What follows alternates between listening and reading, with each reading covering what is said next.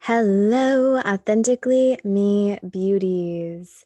Welcome to Authentically Me Radio with your host, Serena Rose. That's me, myself, and I. I am a spiritual sex coach, ceremonialist, here to share with you all the things spiritual and all the things sex and all the spiritual and sexy people that come along with the gig. And so I today have brought to you beautiful student from Sex Coach Prep School that I met, and her name is Rachel. And Rachel, I'm actually not 100% sure on how to pronounce your last name, I'm realizing in this moment.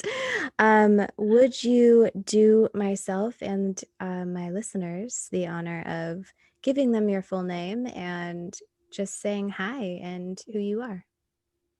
Yeah, sometimes I don't know how to say my last name as it's my married last name. It's Beaudette. So Rachel Beaudette, that is me. And I have just recently transitioned into becoming a embodiment coach. Beforehand, I was a spiritual empowerment women's coach. And from my own journey of sexual healing and getting more in tune with my body, I realized it was sort of this missing puzzle piece to my spiritual journey. And it literally changed my life. And I quickly realized, wow, so many women need this in their lives for everything because it helps everything, as I'm sure you know. When we just take responsibility and allow sex to be, maybe not necessarily sex, but pleasure be the forefront and the priority in our lives. It really changes everything. And so that has kind of catapulted me into a new direction, but still kind of using the same things that I was before and just kind of marrying the two. But I'm also quickly realizing um, I just really get way more excited talking about sex and pleasure and embodiment and womb wisdom and really anything feminine energy.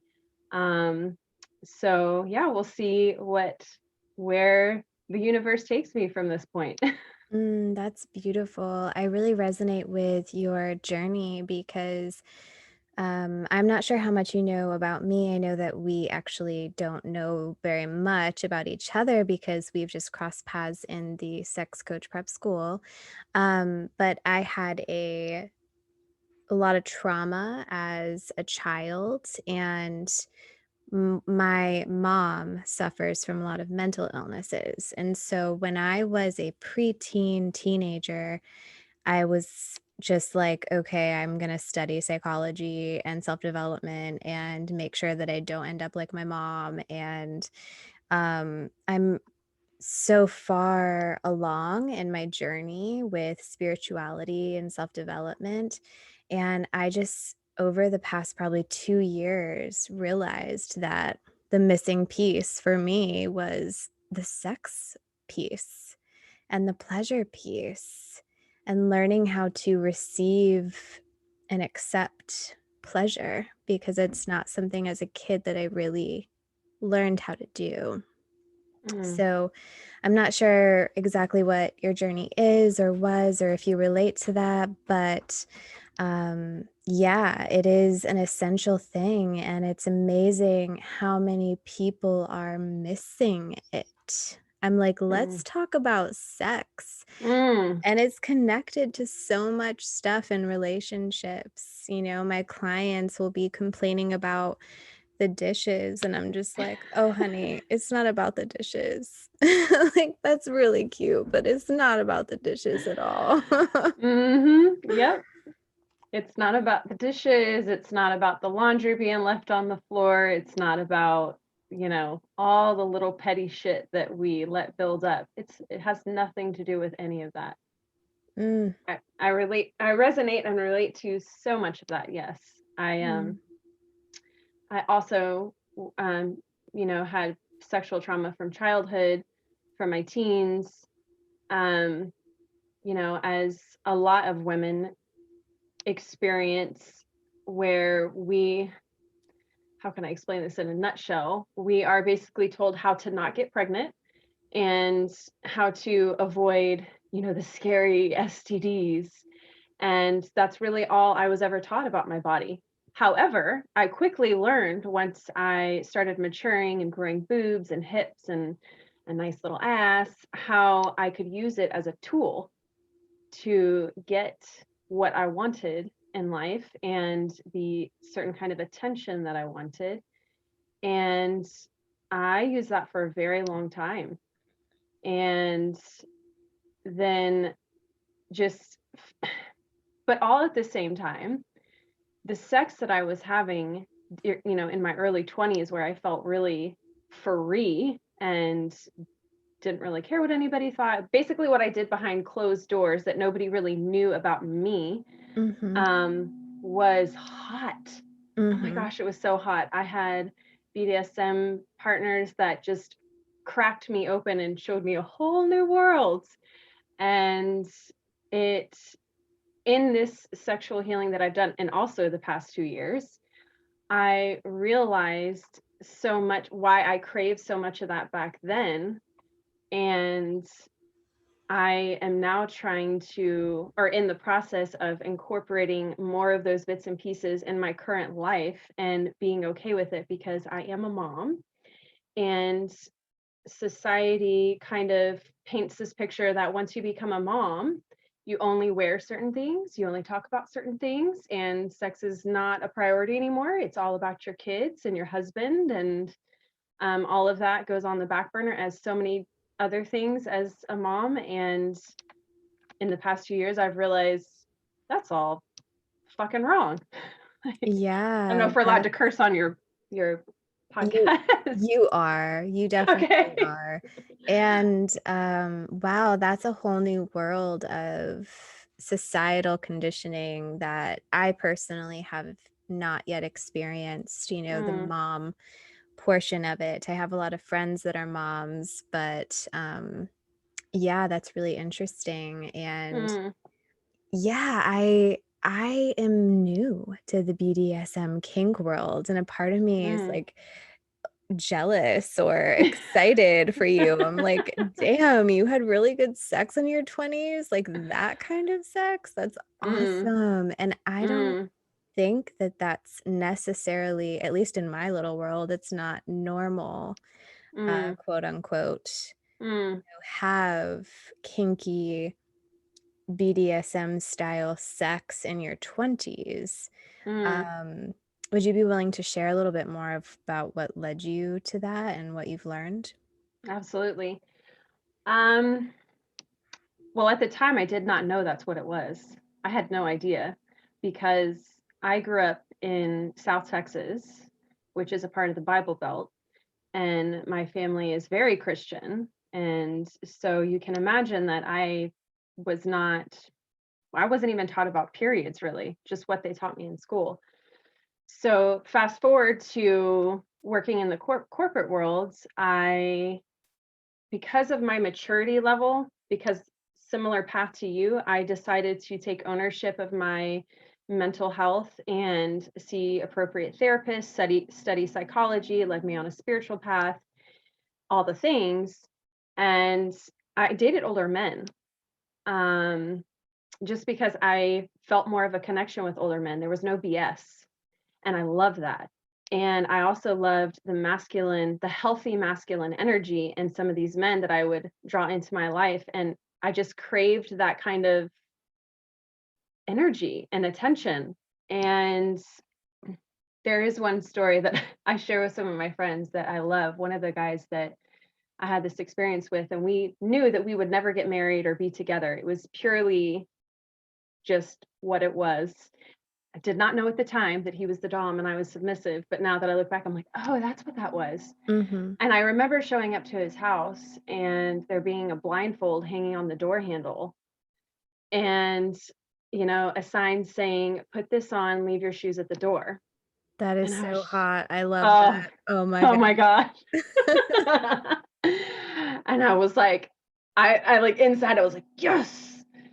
And so, yeah, I walked in, put on the blindfold, didn't have shoes on, shut the door, and I couldn't see anything, but I could smell candles and I could just feel that energy of, oh yeah. And all I could feel was, because I had on a business skirt at the time, was like a feather going up my leg. And those are the kind of experiences that I got to have in my early 20s with these older men. And not, now reflecting back, I loved that situation because I didn't have to think about anything. I purely surrendered and put it all in somebody else's hands that I knew was going to fully take care of me as a person and was doing everything to please me and pleasure me. And I have so many stories like like that with that particular person. And so then I wanted more of that. And once you set the bar like that, you don't want to go back. It's just like Mhm. you can't go back. Um, but yeah, that was my oh, there's my cat. That was my experience with Yeah, that in my 20s. that's Mm, beautiful. I similarly enjoy being a submissive and not having to think or make decisions because of being so independent throughout mm, my life and making a lot of decisions for myself and owning businesses and so on and so forth. I enjoy the time and space to not have to make decisions and to know that pleasure is coming. It's amazing.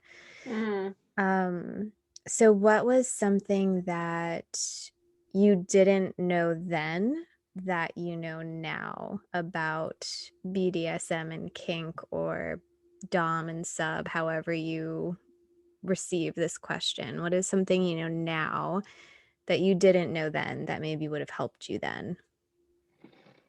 Hmm.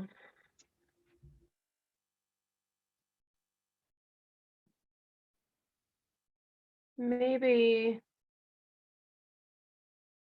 to let go even further because at the time there was still a small portion of me that wondered, how do I look? How do I sound?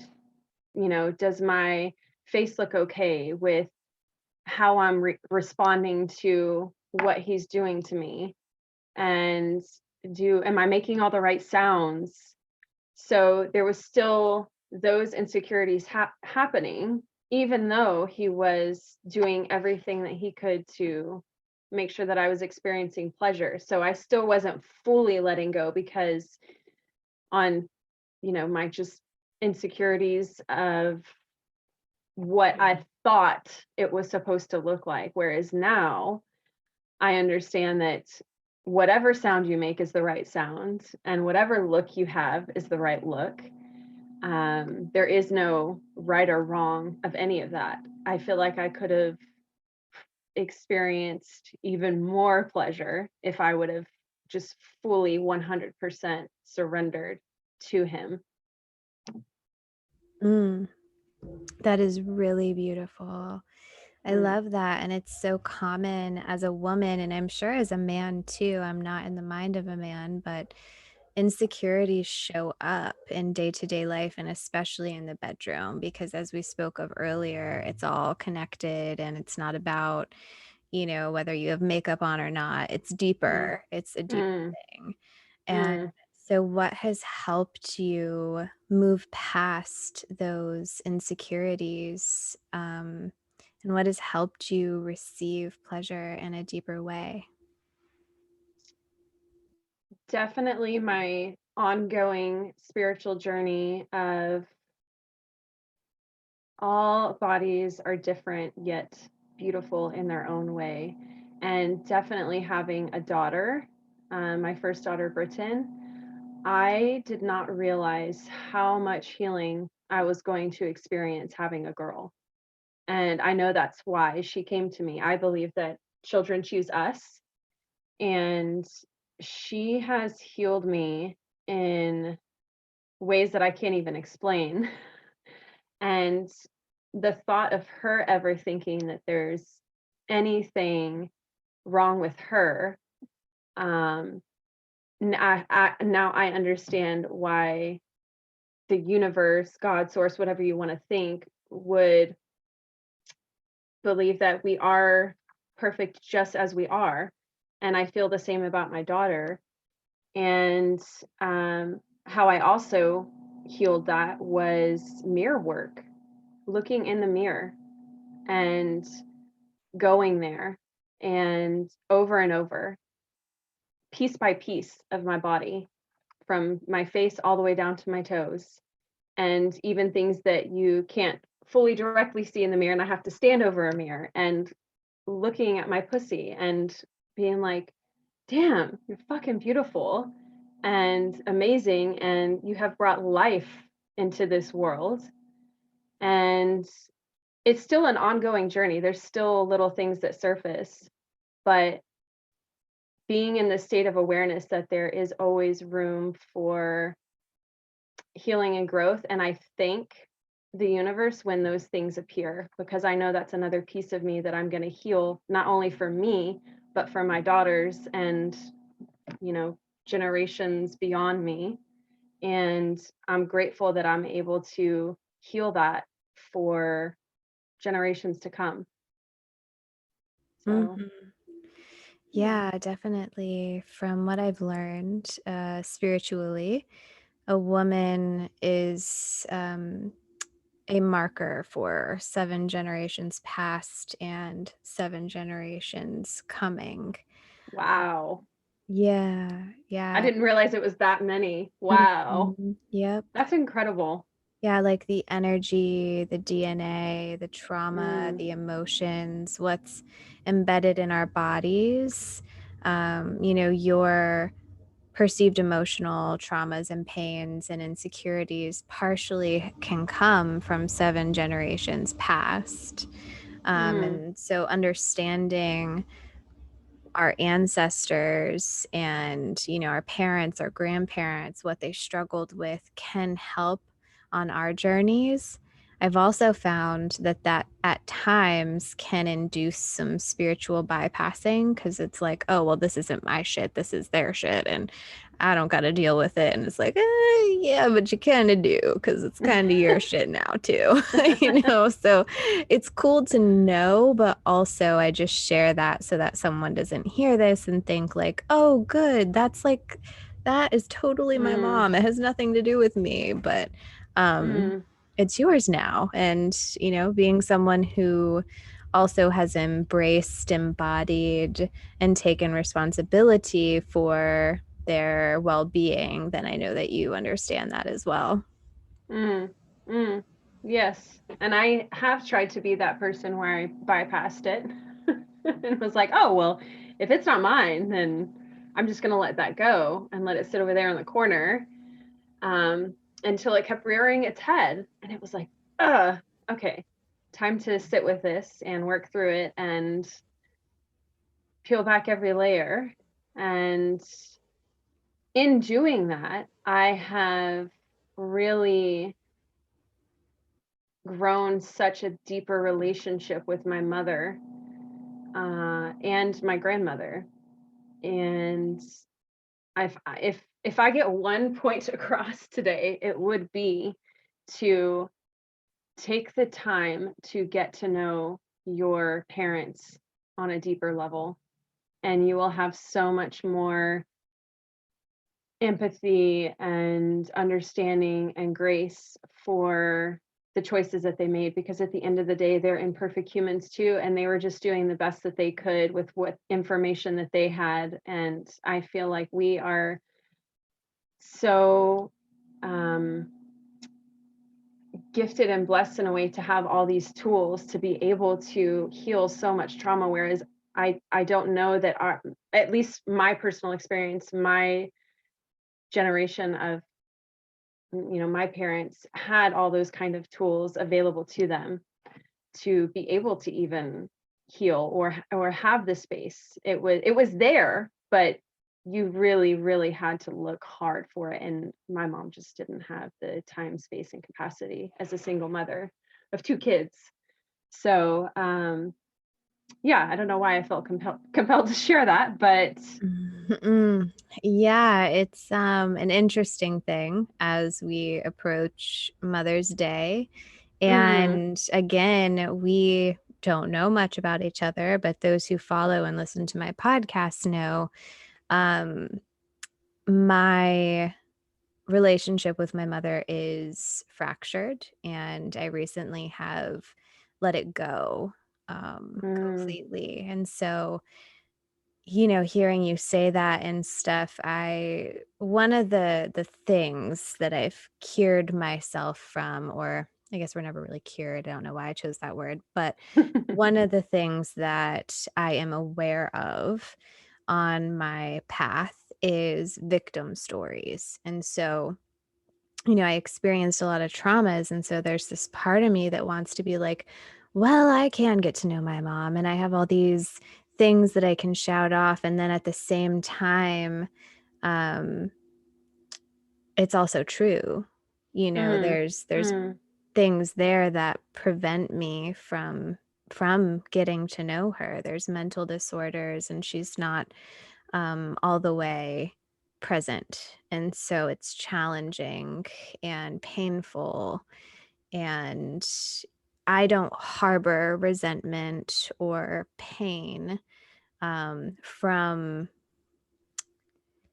from the mental illnesses or any experiences that I had in her care. Like I've practiced forgiveness and stuff, but the pain that I have is just the void of not being able to touch her and to reach her, if that makes sense. mm, mm, So, mm, yeah, I don't know. I'm like, maybe you just said that so that I could hear it, or, mm, this could come full circle out because yeah, it's challenging. It was challenging for me to hear that.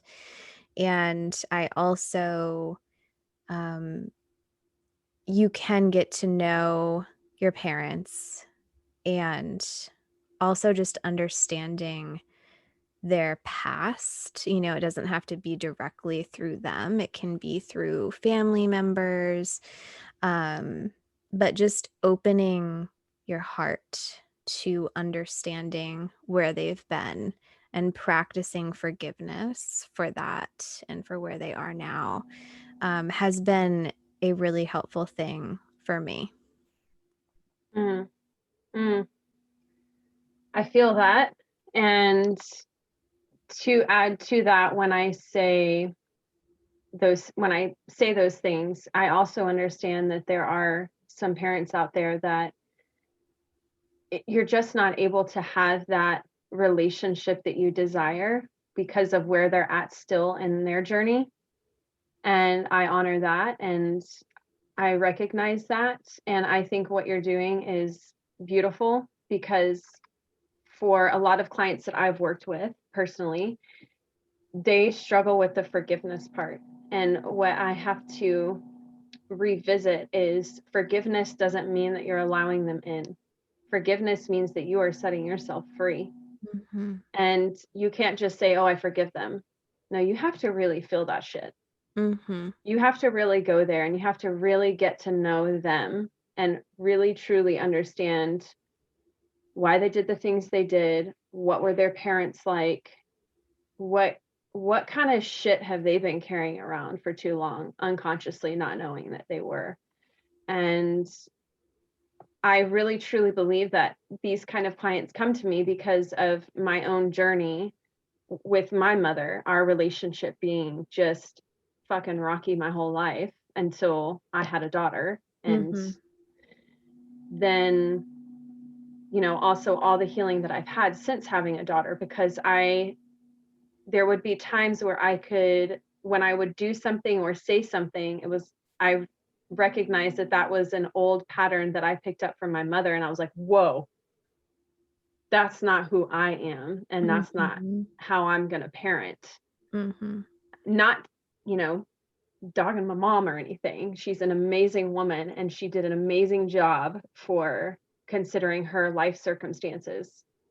But I have the choice to change and break that pattern too. And so in that is how I have healed so much and have so much more empathy and understanding, because I understand the mental and physical exhaustion of what it is to raise a human being. And um, I just I really feel, and this is also where sex comes into it too, like the pleasure and getting in your body and really being in tune with your womb. Yeah, I call it your womb wisdom, because if you take the time to tap into that before you respond to your child, or before you respond to your partner or anybody in life, if you get in your body, you're responding from your body instead of your headspace. Mhm. Because I feel like that's where shit goes haywire, is when you're Mhm. all up here, and that's where you respond from. And it's very easy to do when you are exhausted. And Mhm. so by really having an embodiment and self-pleasure practice every day, and if there's any moms listening, I know it's fucking hard to have 5 minutes for yourself. But for me, that means getting up early or staying up late. I try to do it in the morning. And even if it's just 5 minutes, I try to do 15 minutes, but I have a minimum of 5 minutes. It will change so much in your life, the dynamic in your life, how you parent, how you are to yourself, what you say to yourself, how you treat yourself. And, if you have a partner, how you're going to treat them, how you're going to be at work or in your business. Just getting in your body for 5 minutes, you can do it. You can make the time Mhm. for yourself, because you are worthy of that 5 Mhm. minutes for Yeah. sure. Yeah, definitely. I agree, and I think it's all connected, even um people who don't have kids, even getting them Mm, sometimes to take 5 minutes of pleasure is, I think that when children come into the mix or we can get busier as humans, it's in mm, those times of stress and exhaustion and overwhelm where we're like, fuck, I need just 5 fucking like you realize it. But mm, really, it's such a beautiful thing to have anytime for anyone, even if you're not feeling overwhelm or whatever your stresses are, because we all have stressors and mm, traumas and things that we're experiencing. I definitely honor everything that you're saying and really appreciate it a lot. I know that even myself at times I'm having to get myself back into a habit that I've broken of self pleasure and taking time for myself, or even just going and sitting outside in the sun for 5 minutes mm, and mm, not working. So mhm, I get that. And I also understand breaking the cycle, the pattern of your words that you have been imprinted from your mom. And, that deprogramming also translates to sex and to the bedroom, and not just our words and how we may or may not parent, but how someone can show up in the bedroom is also indicative of what has been imprinted upon us. Through mm, our upbringing, through our parents, through societal conditioning. You spoke of how there's societal conditioning as a mom, and it's like it's all connected also to your sex life and to your day-to-day life. And so I know that you grew up in the Bible Belt, and I was wondering if you could speak on how you got to where you are now with talking openly about sex and saying fuck on a podcast. And, how did you deprogram the quote unquote Bible Belts programming? What helped you with that? In a nutshell, I would say the biggest step was moving away from it, removing myself from everything that I knew. When I was 24, I had an amazing corporate job, great money, on track to get promoted again, had a house, had a nice vehicle, had all the nice things. And just one day, it just, those spiritual kind of awakening moments, I was like, this is not what I want to fucking do. I'm really good at it. I'm really good at it. And I know that I'll just keep moving up, but this does not excite me at all. Mm-hmm. And I need to figure out what it is that I want to do, not what everybody else wants me to do. Because at that point in my life, I had ticked all the boxes of what everyone else had told me to do. And I sold everything except for 2 boxes, stored those 2 boxes at my mom's house, and I moved to New Zealand. I didn't know a soul. I didn't know what the fuck I was doing. Everyone told me I was crazy, I was stupid, I was selfish. How could I give up everything that I worked for? Yeah, I got called all kinds of names. I didn't really have a lot of support. But I for once in my life, I said, I'm going to do what I want to do. So fuck all you motherfuckers if you don't want to support me. Mm-hmm. And now reflecting on that, I realize it's because I was a mirror to them of what they weren't, where they weren't showing up for themselves in their life. Mm-hmm. And by moving to halfway across the world on an island where there's not a lot of people, but amazing people here. And one thing that I do admire about Kiwis is they give you your space. And even if they don't agree with it, they're just like, you do you, I'm gonna do me. And, also in the fact that just removing myself from everything that I knew and being around the same kind of people my whole life, telling me the same kind of thing, going to the same kind of bars, the same parties, the same situations, and hearing about the same fucking drama that I just didn't want to hear about anymore. Mm-hmm. And with family, with friends, and I just wanted that space to figure out who I even was, because I didn't even know who I was. I was like, Mm-hmm. who am I? What Mm-hmm. do I like? I don't even know what the fuck I like. I'm just doing what everybody else told me I should like. Mm-hmm.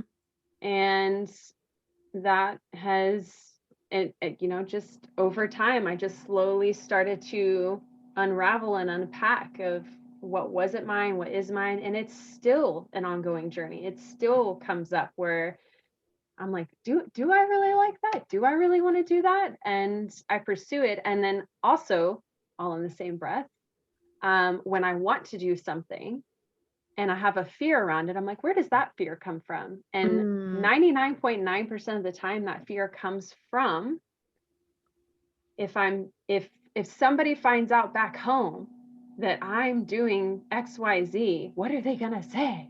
How are they gonna treat me? Mm-hmm. And I have to go back to that conversation with myself. And for me, the most recent thing is announcing that I'm stepping into being an intimacy and embodiment coach that's going to talk about sex, because it's just not something that is talked about where I'm from. It's Mm-hmm. so taboo. And if you wear certain things, then you're automatically deemed a hoe or a slut or a sinner, or you're going to go to hell, or whatever their beliefs are. Mm-hmm. And so I just have to continually revisit why I'm doing this. And Mm-hmm. it's more of the reason why I want to do this, because I want to be able to hold that space for other women out there like me that are so afraid to embrace their sexuality, either from family and friends or society or whatever based on either where they're from or because they are a mother. Mhm. Because I know so many moms who just, yeah, they either don't have sex at all, they have never had an orgasm, or they tell me that they don't even know what feeling sexy means. Mhm. They're just so detached from themselves and they don't know where to begin. Yeah.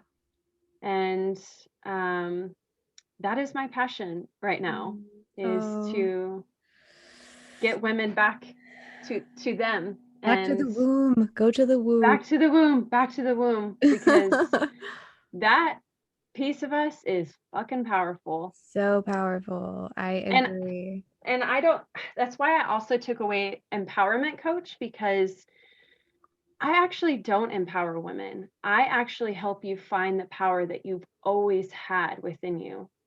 I don't Mhm. give it to you. You find it Mhm. and you pull it out and you embrace it. Mm. That's beautiful. Thank you for that. I really felt everything that you were sharing. And I even have my own reflections popping up. Like, it's amazing how similar our journeys or processes have been, I guess you could say. Mm, I love that. And, for me, like my fear in embracing sexuality in a deeper way stems from the traumas that I have experienced sexually and emotionally, emotional abuse, and being told, you're this, this, and this. And so in my mind, I'm like, if I do this, then I'm going to get scolded or, something bad is going to happen to me. Those are the stories mm, that come up. And then I get to, like you, go back to having an internal conversation with myself and reminding myself that I'm safe and that I'm held and I get to hold myself. And I imagine, just holding myself in my own womb, essentially. And, um, you know, the space that you took, the very vast amount of space that you took to break away. For those who are listening, now that's a bold move, girl. You have some balls, for a lack of better term. I'm like, that's awesome. I'm celebrating you in that. It's so beautiful and empowering. It's empowering to people who need to hear that mm, and see that it can happen and that it works. And mm, I know for me, gosh, I resonated with almost every word you said, even like being in the same old bar and hearing the same old shit. I'm like, oh, get me out of here. mm, I took a trip to Hawaii for my first self development retreat when I turned 30. And even just removing myself, even for a week or a weekend, it can be so powerful to just remove yourself for a moment and give yourself the time and space to decompress and to understand who the fuck you are outside of all of that. And even those 5 minutes that we spoke of, it's like, really drop in, like drop into the body and figure out who the fuck you are.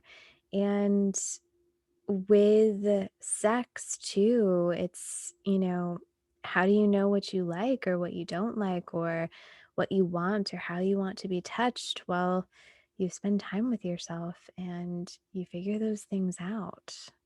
mm, Um, mm. yeah, do you have anything to share about that last piece that I said? Yeah, Owning your own with desires sexually? yeah, yeah. So for me, going back to the Bible Belt thing, my husband and I actually, when we got engaged, decided to be celibate for the rest of our engagement. And we did that for the Christian beliefs. And then also we wanted to really know each other on a deeper level outside of sex. And of course, that's what we thought was the right thing. And now reflecting on that, um, it actually should have been the opposite. To really get to know and have those conversations around what sex could look like for us as a couple moving forward, and what we like and what we don't like. And instead, we just completely avoided it. And also in that, I was taught that giving myself pleasure that does not involve my husband is actually taking away from him. And that's wrong for anybody Mhm. listening. The more that I've taken time for me and self-pleasuring me, and I'm not talking about just masturbation, I'm talking about touching myself, enjoying my food, laying in my garden, like you talked about, in the sun, and just the feeling of the sun on my skin, going for walks on the beach, like just really tapping into what all ways of life that bring me pleasure and how I can incorporate it more has actually made my sex life with myself and my partner so much deeper and Mm. better. And my orgasms are better, and I have more of them. And I have experienced what I didn't know existed, more conscious spiritual orgasms that have brought me to tears sometimes from the healing that Mhm. it brings. And so, what started out as giving myself space to be okay with touching myself, because I had so much anxiety around being alone by myself and touching myself or even masturbating. Like, it took me a long time just to get to that point, to be okay with that I wasn't taking away from him, that I was actually giving to myself, which meant honoring myself and filling my cup up to spill over into him. Mhm. It turned into orgasmic spiritual healing, just by taking that first little baby step of, again, going back to me and my womb space and the power in my pussy. Mhm. Mm. Yeah, that's beautiful. I love that. And the pussy is powerful. Yes. It gives life, it holds space. There's with so much wisdom there. And um yeah, I really appreciate you sharing your journey and sharing just these personal details about your life and where you've been and how you got to where you are now. And I am wondering, where did you get your courage to fly across the country and to really break through the paradigms that were put in place in your life? Where did this courage come from? Where might one who hears your story and thinks, that's me, or I wish I had the courage to do that, where does one go to find that? It's within you.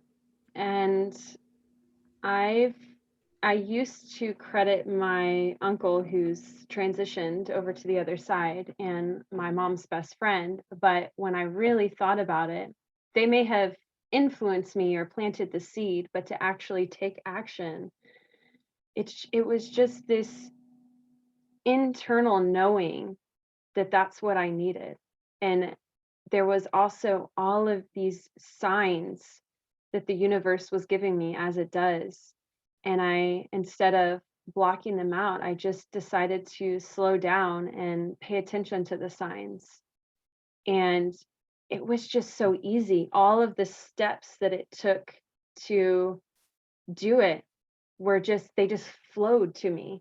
It just, it was crazy how easy it happened and how just light it felt. And reflecting on that, as my spiritual journey has gone, I recognize that That is how every step in life should be. Not saying that there isn't work sometimes to do, but for the most part, when it is meant for you and what you're aligned with, it flows, and it doesn't feel like you're paddling upstream at all. It just flows. And so I constantly, anytime I need courage, I just check back in with myself and go inward into my body. And it is one of those things that actually I learned from a past coach, that if it is not a full body yes, then it's a fuck no. Mhm. It's not, if it feels like, oh, well, if there's like 75% of you that's yes, but there's this like 25% of you that's like unsure, then it's a no. Mhm.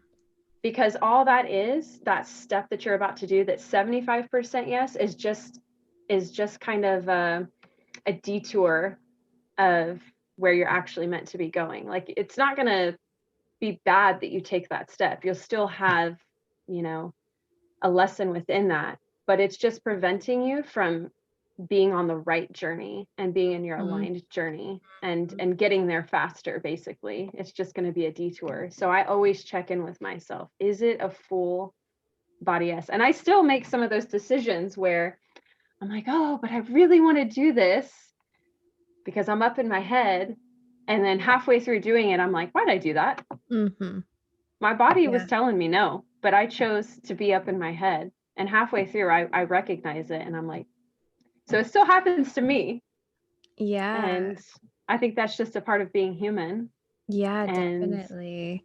Learning to say no to things just generally can be challenging for people, mm, even for myself. And so I've heard that too from previous coaches. I think it's a common thing. Just, yeah, if it's not a whole body yes, then it's a no because we get to experience full body pleasure and mm. full body pleasures are yeses.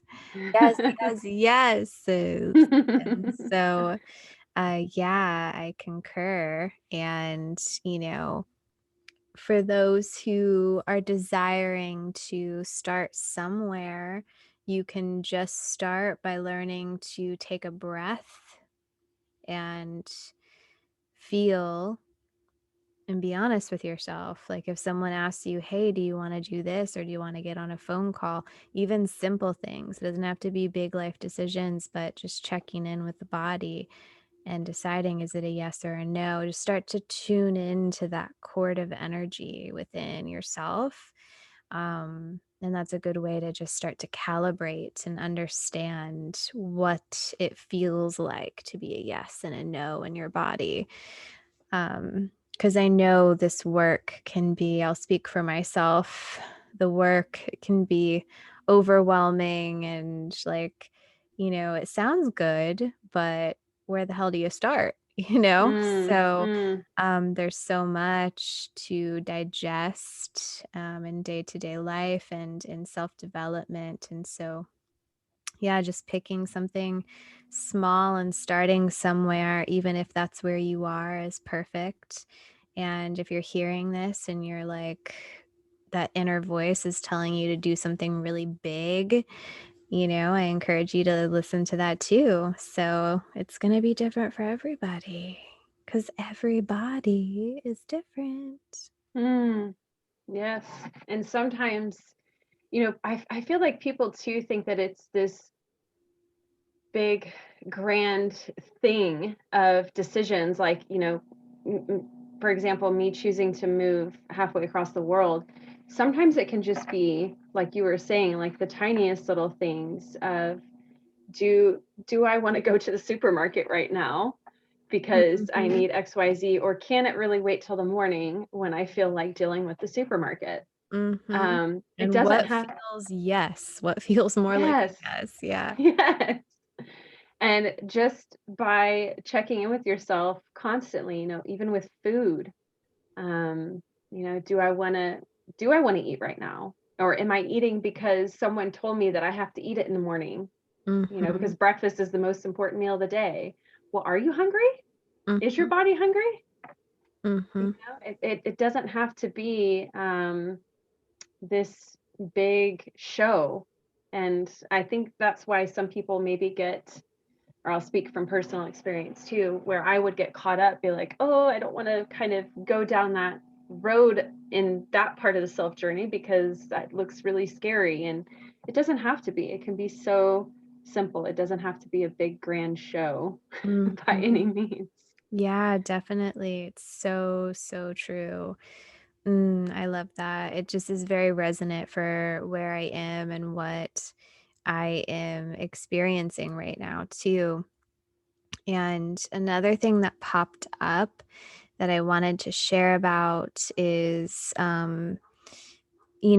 the synchronicities and how things just were flowing towards you. And I imagine that someone listening could hear that and like roll their eyes or think like, yeah, right, that shit's never going to happen to me, blah, blah, blah. Um, and or maybe someone hears it and they believe it, but they're like, I don't know how to get that. Like, I want that. And so, for those who are listening and hearing that, I just wanted to speak to you and to say, you can ask for signs. You don't have to sit around waiting for a grandiose gesture to happen before you, like a huge sign with an arrow that's blinking and says this way. You can ask spirit. You can ask your body. You can just ask. So I'm wondering if you had any more insights to add to that bit. Yes, that's such a good point. Oh my gosh, that's such a good point. Um, I still to this day will ask for signs. And that, what you just talked about, resonates so much in what's going on in my life for the direction that I'm headed, because I feel like I'm just always constantly evolving and experiencing almost like an identity crisis, like, because our society wants us to put labels on things, and what are you, and what are you doing, what do you offer, and you're supposed to do it this way, and you should do it this way, and da da da. And I've realized, when I just got back from holiday and had time away from it all, I don't have to do what everybody else is fucking doing. I can do it how I want to do it and what feels good to me. And I just I asked the universe, like, can you just show me that I'm in the right going in the right direction? Can you just confirm to me, like, show me something, even though I already know internally in me that I'm on the right direction. Sometimes we just still want Affirmation. that Yeah. affirmation. For whatever reason, that must be the humanness in me. And I got it, like, one after the other, and it was like, "Okay, I hear you loud and clear." And then I had to go to the place of, now what's holding me back from doing it? That's And a big one. it goes back to fear. Fear of being shamed and judged, and by people that I don't even fucking talk to anymore. And it's like, why do we do that? Why do I do that? Yeah, girl. I mean, I do it too. My family hasn't spoken to me in going on 5 years, and I still to this day am making decisions thinking, what is my family going to think? Is this going to be the nail in the coffin that I've invented in my mind that I don't even know why I care anymore, but it is the humanness. It is what Mhm. is ingrained in our brains, and we get to deprogram and just figure out what works for us away from all of that. And that can be challenging and hard. And um yeah, I just think it's a really beautiful process, and we get to experience acceptance and love and our highest joy and really embody that. And so I see you doing that. I'm so honored that I got to share this time and space with you and get to know you and get to know your journey. It's so cool. I've loved watching everybody in the sex coach prep school, and Mm. I am just so excited to continue to get to know you and watch you and learn from you. And for anyone who is interested in learning more from you, where should they go? How do they contact you? Well, I do have an Instagram and a Facebook page, Level Up with Rachel. And on either of those, my website is on there and my email, or you can just send me a DM. I am not a big flash person when it comes to the techie stuff. I keep it pretty simple. Something that I've had Awesome. to let go of. I thought that I've needed all this flash stuff because that's what all these other coaches have, and it's just not me. It's not my style.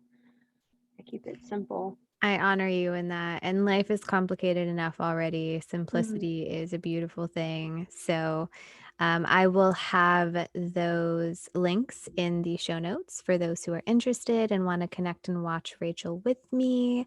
That would be awesome. And do you have any final womb wisdom words for our listeners before we sign off? Hmm.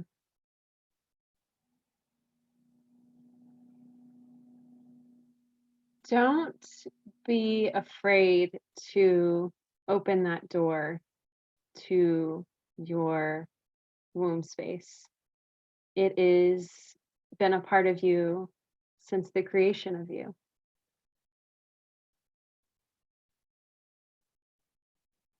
Mm, that's beautiful. I had to close my eyes and really soak it in. For Mm. those who are listening, maybe rewind, take a breath, close your eyes, and really receive and tap into that space. And if this show has touched you in your womb space, I invite you to share it with your friends, your family, and to do a little Instagram story sharing your experience of the show. You can even screen record as it's playing and share a special piece that you liked. I would love that. You can tag me at Spiritual Sex Coach. And until we meet again, thank you so much.